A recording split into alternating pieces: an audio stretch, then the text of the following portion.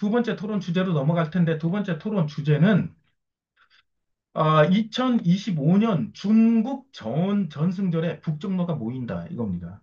이게 단순하게 일본에 대한 승전을 기념하기 위해서 중국에서 9월 3일 날 매년 했던 어떤 행사냐, 아니면 2025년도에 이 행사는 다른 의미를 갖고 있고 더 큰 의미를 갖고 있냐, 이런 것에 대해서 조금 더 얘기를 해볼 텐데, 어떻게 보면 이 북중로 정상이 그 자리에서 그 행진 퍼레이드에서 있었다는 것은 최초예요.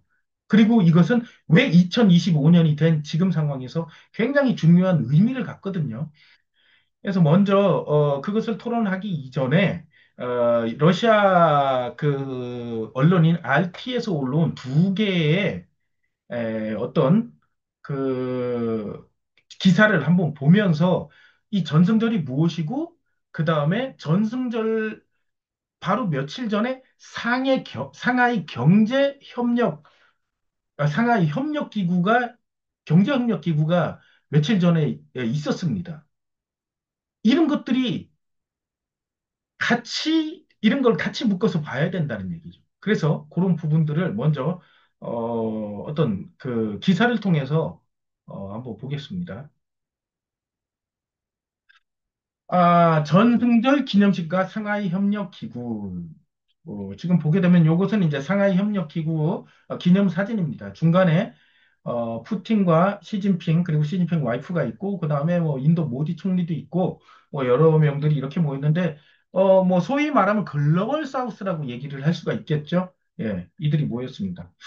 먼저 9월 1일 날 알티뉴스에서 올라온 중국의 잊혀진 세계 대전, 서방은 배울 것이 많다라는 기사가 하나 떴는데, 떻게 보면 2차 대전, 제국주의와 펼쳤던 2차 대전은 서방 위주의 다 시각이었습니다. 나치즘, 파시즘, 독일, 이태리, 뭐 이것을 연합군과의 싸움, 뭐 거기다 끼운다 그러면 일본이 뭐 태평양 전쟁을 일으켜서 미국과의 싸움, 이렇게 얘기하지만, 그렇지 않고 동북아에서는 그 의미가 또 있었다는 얘기예요. 당연히 우리나라도 거기에 의미가 있는 거겠죠. 일단 중국에서의 의미를 한번 보죠. 일본에 대한 승리는 전쟁에서 가장 간과되었지만 결정적인 장 중 하나로 남아있다고 러시아에서 얘기했는데, 보면 9월 3일 중국은 1945년 일본의 항복을 기념하는 전승 기념일을 맞이합니다. 올해 그 역사적인 순간에 80주년이 되는 해입니다. 그러면서 시진핑 주석은 천안문 광장 연설을 정점으로 베이징 중심부에서 군사 퍼레이드가 이어지는데, 이것은 뭐냐? 중국에게 2차 세계대전은 유럽이나 러시아만큼 중요한 의미를 지닌다라고 얘기하지만, 보통 사람들이 2차 대전하면 진주만 공습, 노르만디, 스탈린, 아우슈비츠, 히로시마, 나가사키 이런 거에 대해서 기억하고 있지만, 중국에서는 만주 사변, 마르코폴로 다리, 난징 대학살, 731 부대에 대한 기억을 많이 가지고 있는데, 이 부분들은 전 세계적으로 좀 덜 알려졌다는 얘기예요. 어쨌든 이건 중국의 입장에서는 더 큰 일입니다. 그러나 전쟁의 가장 큰 대가 중 하나를 치른 것은 중국인이었다. 어떻게 보면 2차 대전 때 유럽 사람이 많이 죽었다, 또는 유태인이 많이 죽었다는데, 전 세계적으로 가장 많이 죽은 건 중국인이었어요. 러시아 사람들이 얼마나 죽었냐 그러면 뭐 2천 몇백만 명 죽었다고 얘기했잖아요. 근데 중국인은 3,500만 명이 이 그 2차 세계대전 기간에 죽었다, 이렇게 나옵니다. 세계가 홀로코스트 참상을 올바로 인식했듯이 보게 되면 그 2차 세계대전은 여러 국가가 서사 속에 존재하는데, 유럽인들은 전쟁 발발을 1939년 9월 1일로 봅니다. 히틀러의 폴란드 침공으로 보고 있고, 소련의 경우에서는 2차 대전을 대조국 전쟁으로 인식을 하면서 1941년 6월 22일로 보고 있고, 나치 독일의 대규모 공습을 시작으로 보고 있습니다. 근데 미국은 1941년 12월 8일 일본이 진주만 공격을 통해서 2차 세계대전을 보고 있는 겁니다. 그렇게 시각을 보고 있죠. 근데 중국 같은 경우에는 언제로 보고 있냐면, 중국의 경우 전쟁은 1931년으로 거슬러 올라갑니다. 그래서 9월 18일 일본이 만주를 침략하고 괴뢰국인 만주를 수립하면서 시작되는 겁니다. 그들의 2차 대전을. 예. 뭐 이런 과정 속에서 소련 서구적인 시각으로 봤을 때는 뭐 히틀러가 뭐 악마화되고 독일 그리고 일본의 군국주의 독일의 나치 그리고 이태리의 파시즘 뭐 이런 것들을 보고 있었지만 동양에서는 일본의 군국주의죠. 그중에 뭐 한국도 포함되겠지만 중국은 이때 일본이 만주를 침략하고 그 만주 지역에다가 괴뢰국인 만주국을 설립을 하게 되죠. 이때부터 뭐가 되냐? 항일 전쟁이 이때부터 시작이 되는데 이 항일 전쟁에는 누가 참여하냐면 1번은 중국이겠죠. 자기 본토니까. 그리고 두 번째가 누구냐 그러면 한국의 독립군인들입니다. 예.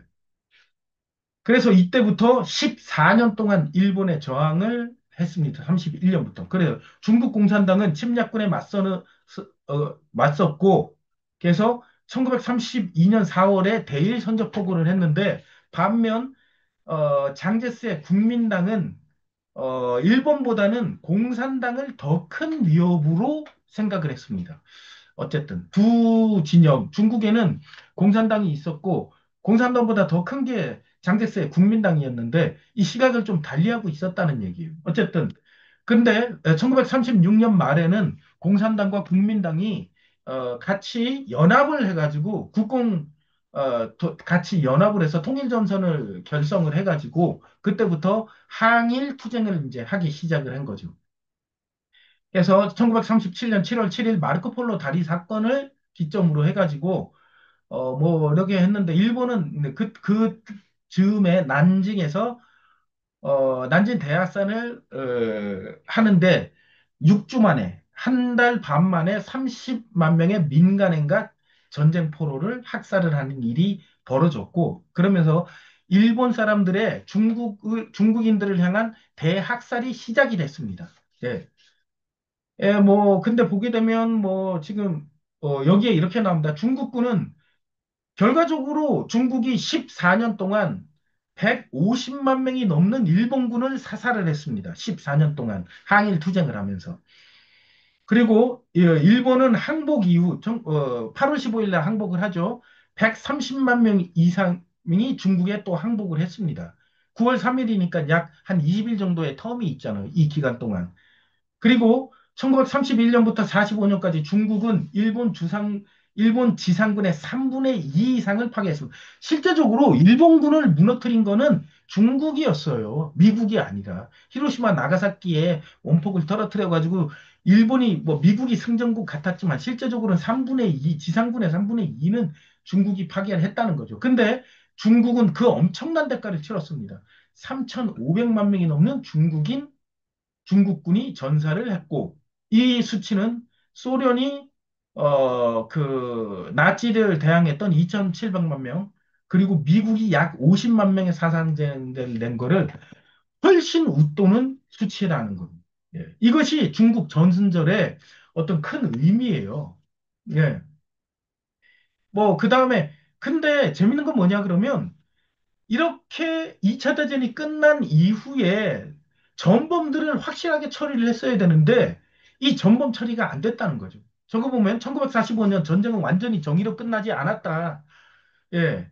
이건 러시아 사람들의 시각으로 본 겁니다.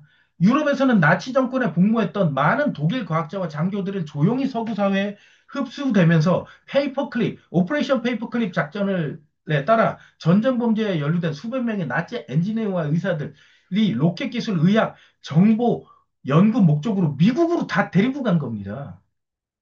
그들의 전문성은 실험과 이념으로 희생된 생명보다 더 가치 있게 평가됐다는 거죠. 이들. 그 다음에 아시아에서도 비슷한 상황이 일어났습니다. 만주국에서 벌어졌던 게 일본의 731 부대가 뭐예요, 이게? 나치 정권과 비슷한 일을 했습니다. 역사상 가장 끔찍한 인체 실험을 잔행했던 일본의 731 부대 지휘관들은 미국으로부터 면책권을 받았고, 그 다음에 이 모든 기술들이 워싱턴으로 이전됐다는 얘기예요. 그래서 워싱턴은 이 연구 데이터가 생물 무기 개발에 유용하다고 판단을 해가지고 다 가지고 가버린 겁니다. 예. 그리고 미국은 일본을 면죄부를 줘버린 거죠. 예.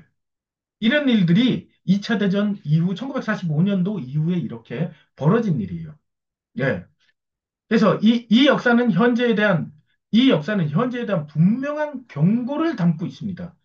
2차 대전이 이렇게 끝났는데 나치 그리고 또 어떻게 됐어요? 일본에 대한 이 철저한 전범에 대한 어떤 그 응징이 이루어지지 않았고 거기에 실제 피해자들은 러시아와 사실은 중국이 그 인명 피해가 가장 컸지만 그거에 대한 어떤 그 열매를 따먹은 건 미국이 다 따먹었잖아요. 그 다음에 브렌튼 우주 체제가 이렇게 되면서 뭐예요? 달러 체제가 되고. 근데 그 뒤에는 사실은 그 금융가들이 다 도사리고 있었던 거죠.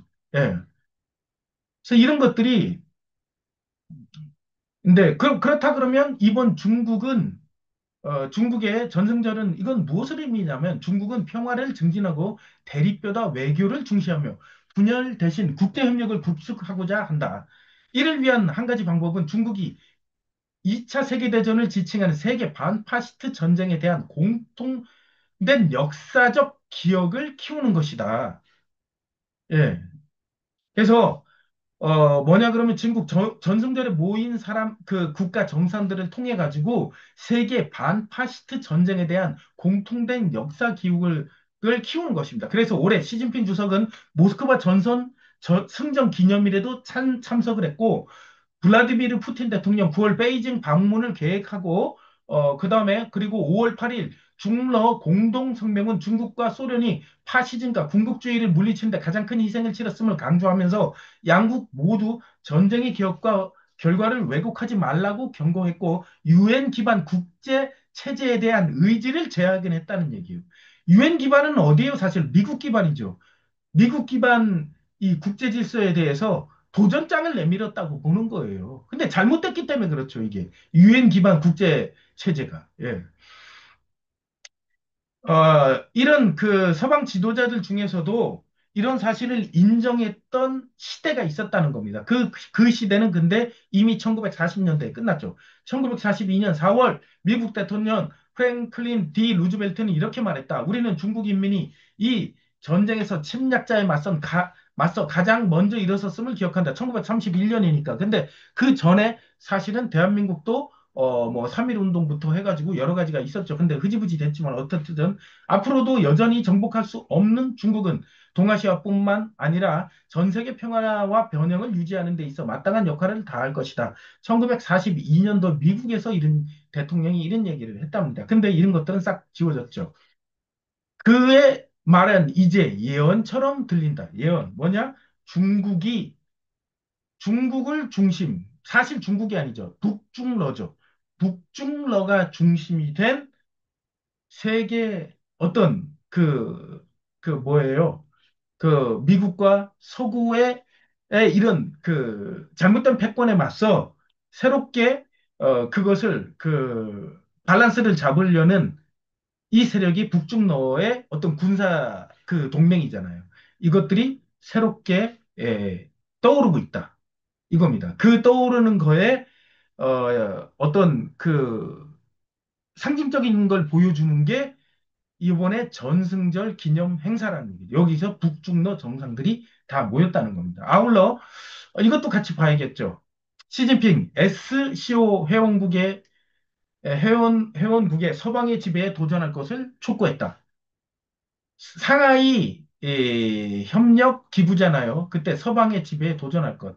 이미 전승절 절에 SCO 회원국이 모였을 때 서방의 지배에 도전하자. 어떻게? 군사적인 도전은 아니겠죠. 경제적으로 그들이 경제적으로 어떻게 보면 수탈을 하고 지금도 마찬가지잖아요. 그리고 폭력을 휘두르잖아요. 거기에 대해서 도전할 것을 촉구를 했답니다. 뭐 이것은 뭐 길지 않은 거기 때문에 보게 되면 시진핑 중국 국가 주석은 월요일 텐진에서 열린 구그룹 지도자 회의를 개최하면서 상하이 협력 기구 회원들은 더 공정한 국제 체제를 구축하기 위해 패권주의와 권력 정치에 대해 계속 저항해야 한다고 얘기를 했다. 그는 그는 회원국들이 냉전적 사고방식, 블록 대결 그리고 괴롭힌 관행에 대해 반대해야 한다고 강조했다라고 얘기를 했습니다. 그래서 앞으로 이 SCO 그 회원국들이 시 주석은 이 지역 그룹의 총 경제 생산량이 30조 달러에 달했음을 언급했고, 이에 따라 세계적 영향력도 확대되고 있다. 그리고 1대1로 베이징의 1대1로 및 기타 사업을 강조했다고 하는데 제가 중국이 좋아서 지금 이 기사를 소개해 주는 게 아니라 역사적인 일은 사실이 있었다는 얘기예요. 중국이 어떻게 보면 2차 대전 일본은 서구편에 섰었습니다. 그래서 만주국이랑 계례국을 만들고 그때 중국은 지금 봤던 것처럼 우리 예상보다 더 많은 3,500만 명의 희생이 된 사건이 있었다는 얘기예요. 그리고 이 만주국에서 여기에서 싸웠던 주축 세력은 중국이었지만 거기에 대한민국의 독립군도 같이 있었다는 겁니다. 근데 재밌는 건 뭐냐면 그 대한민국의 독립군들이 나중에 일본이 패망한 이후에 상당수는 북에 가서 정착이 됐고 남한에서는 정착을 못했다는 거예요. 왜? 미국이 들어와서 미국이 점령군 역할을 하면서 이 일본의 앞잡이 활동을 했던 자들을 그대로 살려주고 면책특권을 줬죠. 왜? 732 부대가 갖고 있었던 것뿐만이 아니라 일본을 날로 꿀꺽 먹고 싶었던 미국은 그런 결정을 했다는 얘기예요. 그래서 지금 보게 되면 이 역사적인 80년이 흐른 이 역사를 보게 된다 그러면 반제 진영에 서가지고 이 서구와 그리고 2차 대전 때 있었던 그런 제국주의의 어 제국주의의 어떻게 보면 어떤 트라우마를 갖고 있었던 나라는 중국 그리고 북한이라는 겁니다. 한국은 오히려 서구편에 펴가지고 지금도 앞잡이 역할을 계속하고 있는 거예요. 예. 한국 언어는 뭐라고 짓거리는가 보게 되면 이건 그냥 그 제목만 얘기할게요. 반 트럼프 파고든 중국 상하이 협력기구 반미 전선 대표 주자로 그냥 반미로 보는 거예요. 그게 아니라 이들의 시각은 이렇다는 얘기죠. 한국의 시각은 미국 편이냐 미국 편이 아니냐 이 시각으로만 보는 게 한국 사람들의 시각이라는 얘기입니다. 예, 여기까지 해서, 뭐, 우리 시각은 아니에요. 그렇지만, RT에 올라왔었던 그런 시각을, 몇 가지 기사를 통해 가지고, 이번, 중국 전승절에 북중러가 함께한 그 의미를 갖다가 얘기를 해봤는데, 어떻게 보면 이제 SCO는 경제란 말이에요. 경제가 이제 어떻게 보면은 지금은 미국과 서구가 경제도 깡패처럼 굴었단 말이에요. 근데 그 뒤에는 뭐가 있었다면 군사력이 있었기 때문이에요. 각종 어떻게 돼요, 이게.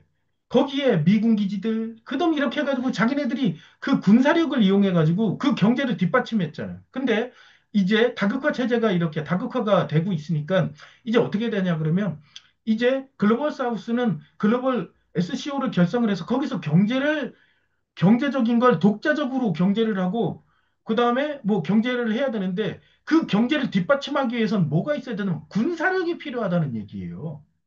지금 미국과 서구 그리고 그 똘마니 가신국들을 대항할 수 있는 군사적인 게 필요한데 그 앞에 지금 보게 되면 제 뒤에 있는 우푸틴, 중진핑, 좌정은이라는 북중러가 이 글로벌 사우스가 이런 그 새로운 경제 체제를 구성하기 위해 필요한 군사력을 뒷받침해주는 그 역할을 할 수 있는데 그것을 보여준 게 이번 그 전승절이라고 이렇게 저는 그렇게 개인적으로 판단을 하고 있습니다. 예, 위원장님 이 두 번째 토론 주제에 대해서 말씀해 주시면 감사드리겠습니다. 네, 뭐, 사실 뭐, 역사를, 뭐, 굳이 전공한 사람이 아니라고 해도, 이 2차 세계대전은 어렸을 때부터 너무 많이 들어가지고, 나치 히틀러와, 그리고, 일본의, 일본의 제국주의 세력, 그리고 뭐, 파시즘, 그 당시에 이탈리아의, 누굽니까? 이름이 갑자기 기억 안 나네? 그, 네. 하여간 예, 무솔리니. 무솔리니. 예. 그런 어떤 삼국이 어떤 동맹을 맺은 것처럼 이렇게 해서 나머지가 연합군이 돼서 싸웁니다. 그래서 뭐 영국과 프랑스 그리고 소련 나중에 미국이 진주만 공습에 의해서 참전하는 이런 내러티브가 있는데 사실 전 이 내러티브는 거짓이라고 보고 있습니다. 왜냐면은 일단은 그 당시에 서구 대 비서구의 싸움도 아니죠. 보시면은 왜냐면은 또 독일이 있는 독일이 끼어 있고 영국과 프랑스가 같은 편입니다. 또 미국하고 영국, 프랑스는 같은 편인 것 같은데 또 일본은 영국에 의해서 군사력이 이제 키운 그런 바 있죠. 영일 동맹이 이제 막 20세기 19세기부터 해서 막 영일 동맹이 막 1차, 2차, 3차까지 계속해서 영일 동맹으로 이제 일본을 무장시킨 세력이 또 이제 영국 뭐 로스차일드라고 이제 많이 알려져 있는데 영국이었다라는 점 이런 것을 봤을 때 영국이 일본을 어떻게 보면 그 자신들의 어떤 영국도 어떻게 보면 대영제국이랑을 만들면서 이런 제국주의 국가였는데 어떤 그 영국의 어떤 패권을 일본 같은 괴뢰국을 만들어서 그 동아시아에서 그것을 또 이용했다. 그래서 러일 정쟁, 청일 정쟁 이런 것들을 일본이 일으킨 것이 그 배후에 이제 영국의 어떤 글로벌리스트 집단이 있다. 자, 이렇게 보는 입장에서 보면은 2차 세계대전은 좀 말이 안 된다라는 것이죠. 전반적으로. 뭔가 어떤 내러티브가 조작됐다라든지 아니면은 이 보통 이런 연대를 약간 조작하는 경우가 있습니다. 역사를 조작할 때 내러티브를 조작하고 연대를 조작했다라든지 서로 다른 이유의 사건을 마치 하나의 이유로 전쟁이 촉발된 것처럼 이렇게 하나로 뭉뚱그렸을 수도 있다. 자, 이렇게 약간 보고 있습니다. 근데 어찌됐든 이 전승절은 사실은 미국도 기뻐해야겠죠. 우리가 이 내러티브를 진실로 받아들인다라고 하면 우리가 배운 교과서적인 내러티브에서는 미국도 승전국이고 영국, 프랑스도 승전국입니다. 나치 독일과 싸워서 이긴. 그렇죠? 물론 이건 중국이 일본과 싸운 것을 어, 기념한다라고 하지만 그 전쟁이 만약에 2차 대전이라는 큰 전쟁의 틀에 포함된다라고 하면 이 중국이 막 기념하는 이것을 서구의 몇몇 나라들은 축하를 해야 되겠죠. 독일이랑 이탈리아 빼고는. 그것이 정상인데 서구에서는 굉장히 이 전승절을 어, 폄하하고 어 뭐라고 해야 될까요? 이렇게 하고 있습니다. 물론 북중러 정상이 만났기 때문도 있겠지만 저는 사실 역사적으로 우리가 잘못된 내러티브를 교육받았다라고 보고 있는 입장입니다. 그래서 최근에 이제 저는 이제 인도라는 나라가 최근에 이 브릭스 국가지만은 이제 중국과 사이가 안 좋았는데 중국과 더 가까워지고 밀착했다. 이런 기사들 여러분들도 보셨을 겁니다. 트럼프가 관세를로 이제 인도를 공격을 했죠. 근데 오히려 이제 미국이 주적이라고 이야기하는 중국에는 관세를 나중에 유예하고 이랬는데 인도를 오히려 더 공격을 했습니다. 인도 같은 경우에는 어느 한쪽 진영에 쓰지 않고, 예를 들어 서방이면 서방, 아니면 브릭스면 브릭스 이러지 않고, 약간, 뭐라고 해야 될까요? 좋은 말로 하면은 실리 외교나 균형 외교를 했다라고 생각하고, 뭐 안 좋은 말로 얘기하면은 막 이리 붙었다 저리 붙었다 이렇게 하면서, 약간, 어, 첩자짓을 했다고 해야 될까요? 뭐 이렇게 볼 수도 있고, 안 좋게 본다라고 하면. 그런 상황이었는데 미국이 오히려 트럼프가 인도를 더 밀어내는 그런 상황이 돼버렸다. 이래서 오히려 더 뭉치게 됐다. 이게 좀 약간 이상하게 보는 저는 그 시각입니다. 이런 상황 자체를. 왜 이렇게 했을까? 결국은 브릭스가 주도권을 가져가게 된다. 그렇게 이들이 그냥 몰아가고 있다. 누가?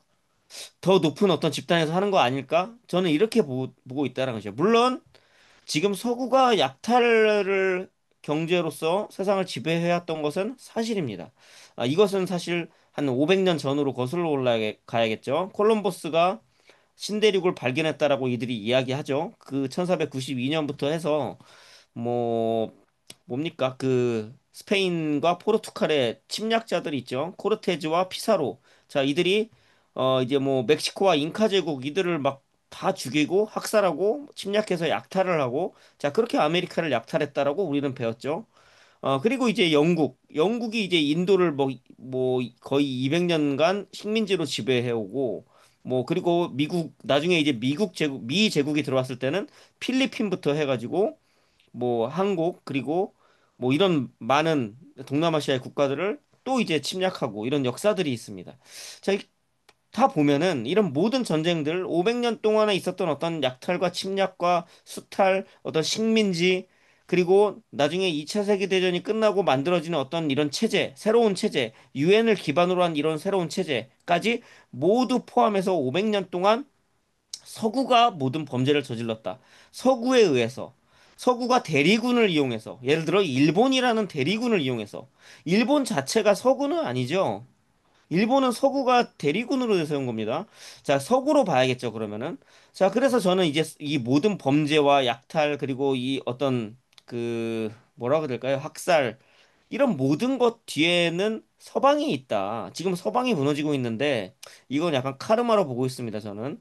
이들이 했던 짓들을 보면, 이들은 약간 인종주의가 되어 있습니다. 호주 원주민들을 학살하고 만들어진 게 지금 호주죠. 이 백인들의 나라가 아닙니다, 원래 호주는. 캐나다랑 미국도 마찬가지입니다. 인디언이 있고 그 어떤 부족이 있는데 그들을 다 말살하고 유럽에서 건너온 이 백인들이 다 죽이고서 이제 자기들이 차지한 겁니다. 이 미국과 캐나다도 마찬가지고.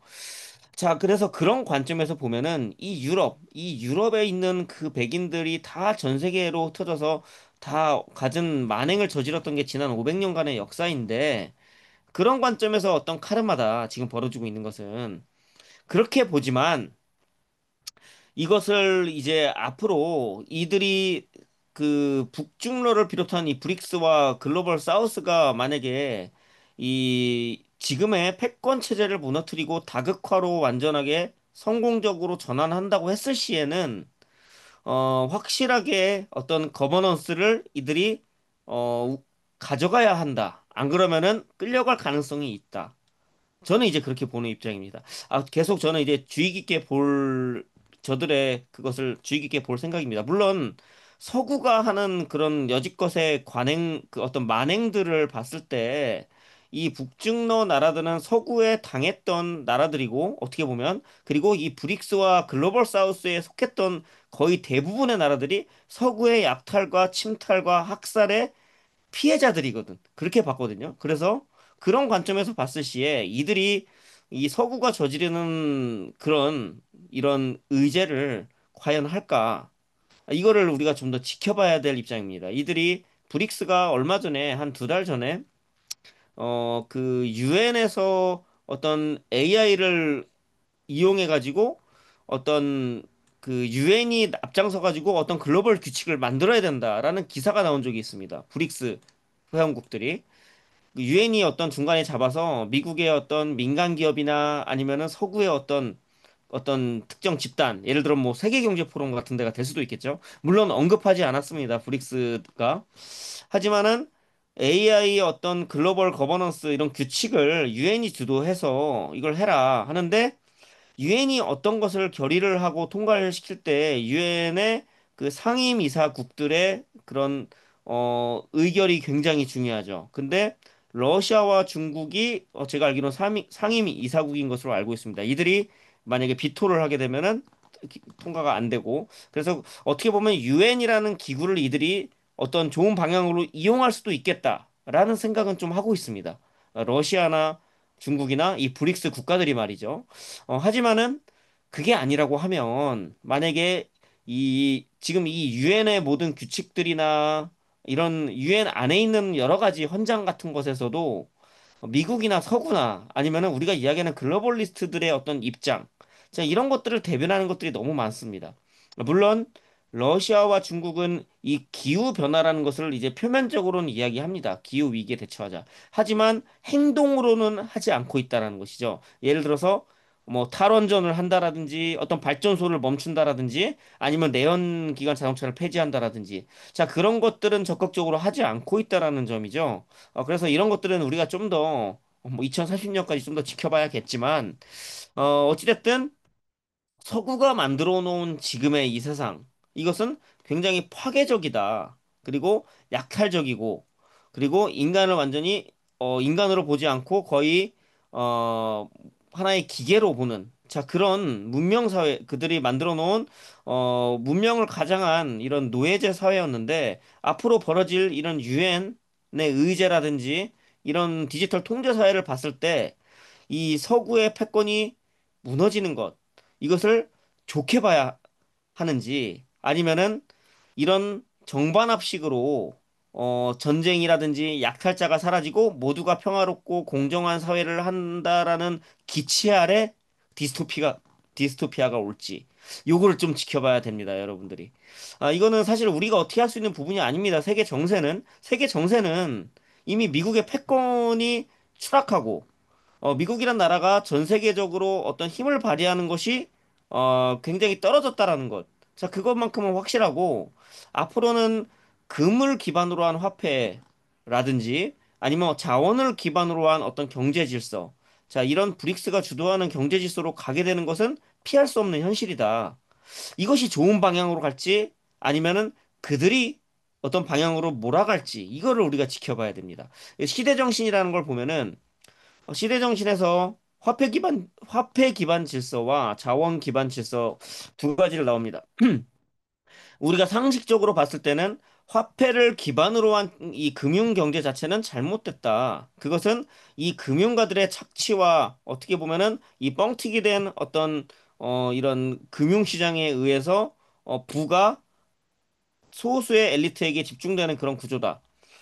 하지만 자원을 기반으로 한 것은 보다 공정하고 떤 생산 능력에 기반해 가지고 내가 생산 활동을 함으로 인해서 어떤 이익을 벌어들인다는 점에서 이런 거짓된 그런 금융경제 뻥튀기와는 다르다. 부가 어떤 특정 소수에게 집중되거나 착취되는 구조는 아니다. 자, 이렇게 보면은 맞습니다. 근데 블랙록은 모든 자원을 통제하려고 한다라는 것이죠. 블랙록의 토크나이제이션, 토크나 계획은 이런 자원들조차도 다 디지털화 하려고 한다. 그래서 만약에 이 블랙록이 정말 정점에 있고 블랙록이나 아니면 그 뒤에 뭐 어떤 가문들 뭐 로스차일드인지 록펠러인지 그 더 상위의 가문이 또 있다라고 하면은 그들이 만약에 러시아, 중국 이런 브릭스 국가들을 다 통제할 정도로 강력하다라고 하면은 앞으로는 저는 이런 방향으로 갈 거라고 보고 있습니다. 자원 기반의 경제, 공정한 경제가 만들어질 것이다. 금을 기반으로 한 화폐도 나오고 그 디지털 화폐로 나올 것이다. 하지만 이 자원은 그 소수가 소유하게 되고 모두 디지털화 될 것이다. 이 중요한 것은 자원을 기반으로 한 경제가 더 무섭다라는 겁니다. 지금 화폐 기반보다. 왜냐면은 자원 기반에서 이 자원을 소유한 자들이 모든 것을 소유하게 될 것이고 우리는 그들의 배급 없이는 살아갈 수 없게 됩니다. 왜냐하면은 이 자원이라는 것 안에는 모든 것이 포함되겠죠. 예를 들어 자연 속에 있는 나무도 포함되고 뭐 석유나 이런 에너지는 말할 것도 없지만 물이나 식량 이 모든 것들 실물로 존재하는 모든 것들에 대한 통제권을 그들이 가져가게 되면 자원 기반 경제가 더 위험할 수도 있다. 그리고 이들이 구상하려는 디지털 아이디와 탄소 배출권, 자, 이런 것들과 연계되는 것을 쭉 보면은 오히려 이 브릭스가 오히려 승리하게끔 이들이 도와주는 게 아닌가. 자원 기반 경제로 일부러 가고 기존의 화폐 기반 질서, 미국의 패권 질서를 일부러 무너뜨리고 트럼프가 그런 인도를 밀어내거나 이런 자충수 같은 걸 두는 걸 봤을 때 일부러 무너지게끔 하면서 브릭스가 부상하고 약간 정반합으로 가고 있다라고 저는 봤습니다. 이게 이 자원 기반 질서가 인류를 착취하는 방향으로 가는지 아니면은 사람들이 좀 더 부유하게 살 수 있도록 분배가 되는지 이것들 그리고 디지털화가 어떤 방향으로 가는지 자 이것들을 세심히 봐야지 우리가 이것을 앞으로의 그 결말을 알 수 있다라고 생각합니다. 네. 좀 길었네요. 네. 예, 모든 것을 주의 깊게 봐야 될 필요가 있을 것 같습니다. 한쪽 방향으로만 이렇게 보는 것보다는. 어떻게 보면 미국의 지금 상황은 트럼프라는 어떻게 보면 뭐 럭비공 같은 사람을 이용을 해가지고 스스로 왕따가 되는 것 같아요. 관세 전쟁을 펼치잖아요. 그러면서 뭐 기준도 없고 그냥 막 그러잖아요. 그래서 스스로 왕따처럼 되고 뭐, 거기에 갖다 바치는, 뭐, 가신국들은 알아서 갖다 바치는 국가들이 있지만, 그리고, 미국 정부의 실제 주인이 피터 틸이다, 이런 얘기까지도 있는데, 피터 틸이 무슨 얘기를 예전에 했냐, 그러면, 단일 세계 정부는 위험하다, 이런 얘기도 했습니다. 예.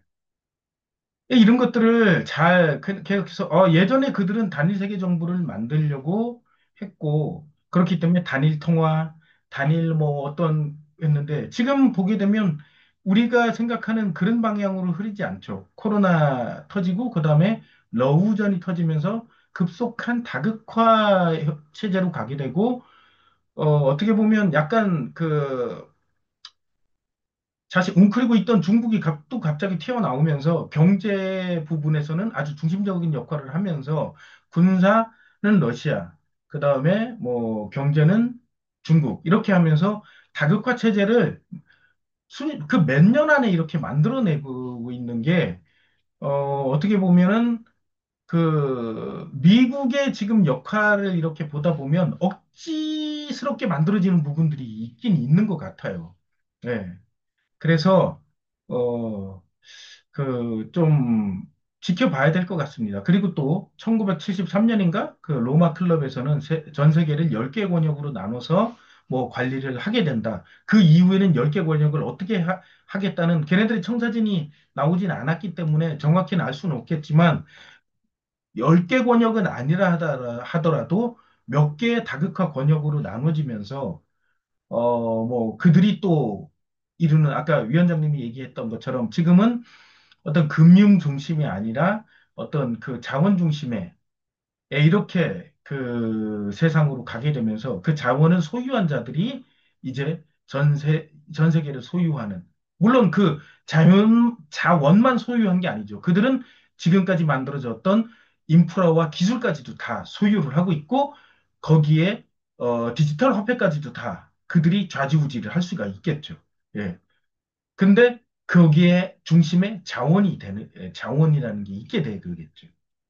그래서 이런 세상으로 가지 않나 하는 것도 우리는 또 좀 지켜볼 필요가 있는 것 같습니다. 예, 오늘 이제 여기까지 얘기를 하겠습니다. 뭐 추가적으로 하신 말씀 있으면 잠깐 얘기를 하고 그 다음에 이번 주는 집회가 있는 주이기 때문에 집회 광고를 하고 하면서 이제 이거 오늘 방송을 마무리하도록 하겠습니다. 예. 네, 뭐, 오늘 길게 이야기를 해서, 사실 뭐, 그건 없는데, 오늘 이제 그 여러 가지로 어, 의미는 있었다라고 보고 있습니다. 세계 질서가 바뀐 것은 맞기 때문에 오늘 이 전승절에 이 북중러 정상이 모인 것은 마치 얄타 회담에서 뭐 처칠, 루즈벨트, 스탈린이 모였을 때처럼 앞으로 이 세상을 어떻게 이끌어 나갈까가 저 나라들이 모여서 이야기를 했을 것이라고 보고 있습니다. 자, 이 이후로 이제 벌어지는 일들을 우리가 주의 깊게 봐야만 한다. 어떻게 될 것인가? 다극화가 되는데 그 다극화가 그 로마 클럽의 10개 권역이냐? 아니면 진짜로 그 각 나라들이 다 주권을 가진 나라가 되어서 어떤 특정 국가의 어떤 압박이라든지 아니면은 어떤 국제기구의 어떤 그런 횡포에 휘둘리는 그런 휘둘리지 않는 그런 주권 국가가 되는지 자 그것이 굉장히 관건이 될 것이라고 생각합니다. 네.